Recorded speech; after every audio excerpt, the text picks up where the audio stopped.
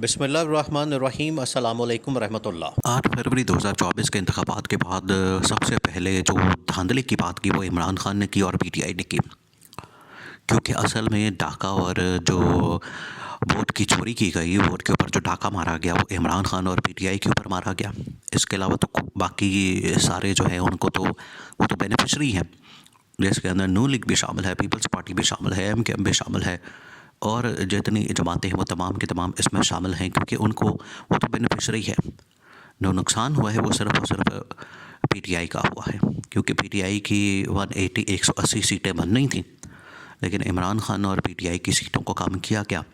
इनकी सीटों को 100 के नीचे लाने का हुक्म दिया गया, तो आखिरकार इनको 90 तक 92 तक महदूद कर दिया गया।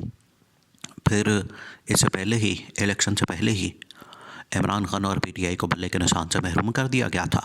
उसका नुकसान ये हुआ कि अब इनके पास पार्टी नहीं है, तो जो 90-92 नंबर बनता है इनको यहाँ तक महदूद करने की कोशिश की गई, आज़ाद लोगों को तोड़ने की कोशिश की गई और रिज़र्व सीटों का कोटा इनको ना मिले, उस हवाले से भी मुख्तलिफ ऑप्शन के ऊपर गौर किया गया ताकि इनकी सीटें और कम करके आज़ाद तोड़ के इनको जो है 80 तक लाया जाए। तो इमरान खान तो 180 के नंबर को क्रॉस कर चुका था। 180 नंबर तो उसने मुकम्मल कर लिया था सिर्फ जनरल सीट्स के ऊपर जहाँ पर इंतखाबात हुए। अगर रिज़र्व सीटों का कोटा मिलता तो इमरान खान तो 210 के करीब 2/3 मेजॉरिटी बना लेता। तो अब इमरान खान को ये जो यहाँ से नंबर कम किया गया है, इसके ऊपर पूरे पाकिस्तान के अंदर शोर मचा। उसके अंदर फिर मुख्तलिफ गवाहियाँ आना शुरू हुई। देखें, फिर उसमें इमरान खान के साथ साथ मुख्तलिफ सियासी जमातों, GDA वगैरह, जमात इस्लामी और बड़ी जमातों ने, नेशनलिस्ट पार्टी बलूचिस्तान के अंदर, उन्होंने भी शोर मचाया, लेकिन इस शोर का फ़ायदा कोई नहीं हुआ। आखिरकार गवाहियाँ आना शुरू हुई और अब प्रेशर जो है इलेक्शन कमीशन के ऊपर बढ़ चुका है और सदर आरिफ अलवी से इस बात की डिमांड की जा रही है कि फ़ौरन एक्शन लें और ये जो चीफ इलेक्शन कमिश्नर है, या तो चीफ जस्टिस पाकिस्तान या सदर आरिफ अलवी को एक्शन लेके चीफ इलेक्शन कमिश्नर को घर भेजें। ये इंतहाई अहम तरीन मामला है, इसको आपने समझना है। देखिए, इमरान खान ने तो, पीटीआई ने तो शोर मचा दिया धांधली के ख़िलाफ़ और बाकी कुछ पॉलिटिकल पार्टीज़ वो भी मैदान में आई, उन्होंने भी शोर मचाना शुरू कर दिया।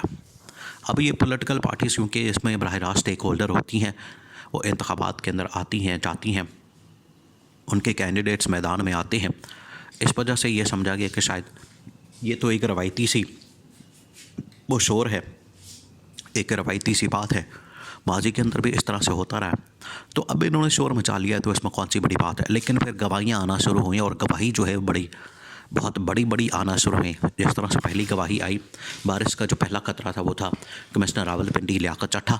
अब लियाकत चट्ठा जब मैदान में आया तो उसने आके बड़े तहलका खेज़ और बड़े हंगामा खेज़ किस्म के इंकशाफात कर दिए और उसने पूरे मुल्क के अंदर भूचाल पैदा कर दिया। अब ये जो लियाकत चट्ठा है, ये तो किसी सियासी जमात का ना कारकुन है, ना सरबरा है, ना वर्कर है, ना सपोर्टर है, वो तो एक ब्यूरोक्रेट है। और उसने आके जब इमरान खान के हक़ में, उसने आके जब पीटीआई के हक़ में उनके बयानिए को सपोर्ट करते हुए पाकिस्तान के अंदर धांधली जो इंकशाफात किया धांधली से मुतालिक, वो नून लीग और पीपल्स पार्टी के ख़िलाफ़ थे। अब पीपल्स पार्टी और नून लीग पूरे तमाशे के अंदर बिल्कुल खामोश रहे, उन्होंने ज़रा भी चूँ चाह नहीं की। उनको पता था कि अगर हम बोले तो हम तो फंस जाएंगे, क्योंकि ये जो सब कुछ हुआ है, ये जो धांधली की गई है, वोट चोरी किया गया है, इसके ऊपर जो डाका मारा गया है, ये असल में तो इसके बेनिफिशरी तो हम ही हैं।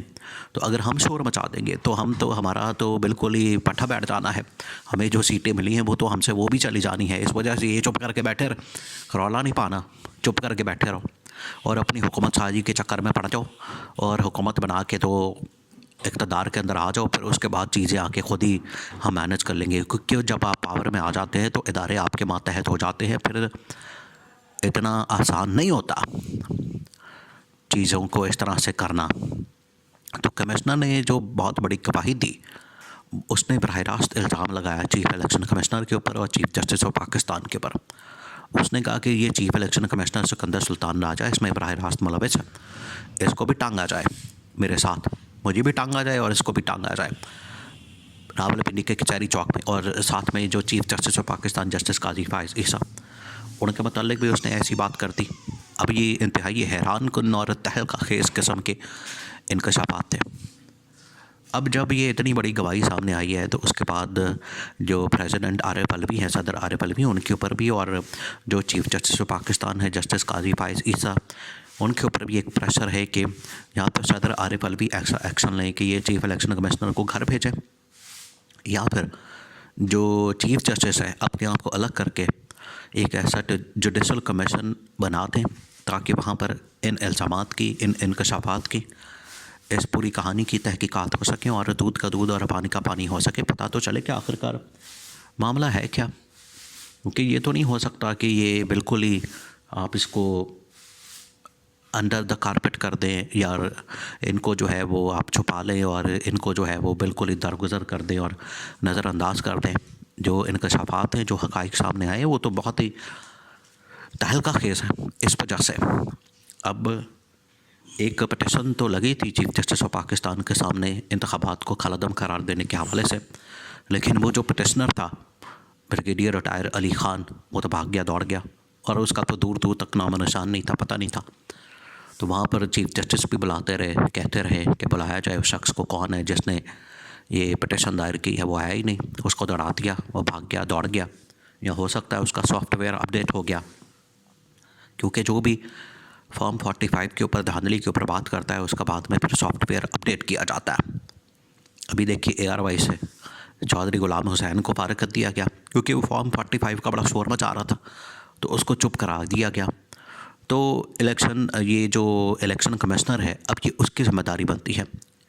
तहकीकात तो कर रहे हैं, लेकिन इस किस्म की तहकीकात से कोई फ़ायदा नहीं होने वाला। इमरान खान को इस बात का पता है, इमरान खान जानता है।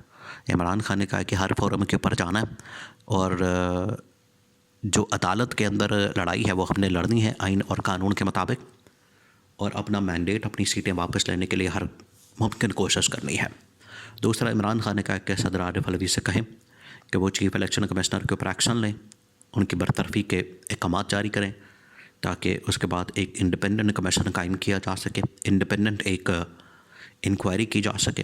इस हवाले से इंतहाई अहम मैसेज इमरान खान ने पूरे पाकिस्तानी कौम के नाम भेजा है, जिसमें उन्होंने कहा है कि इंडिपेंडेंट इंक्वायरी कमीशन के ज़रिए से ही पाकिस्तान के अंदर जो धांधली के मामलात हैं उनको दूर किया जा सकता है, और एक दफ़ा ये धांधली के इल्ज़ामात साबित हो जाते हैं तो इमरान खान को 180 सीटें जो कि उसकी बनती है वो कानून के मुताबिक, आइन के मुताबिक वापस की जाएँ, और इमरान खान को वज़ीर-ए-आज़म बनने का मौका दिया जाए।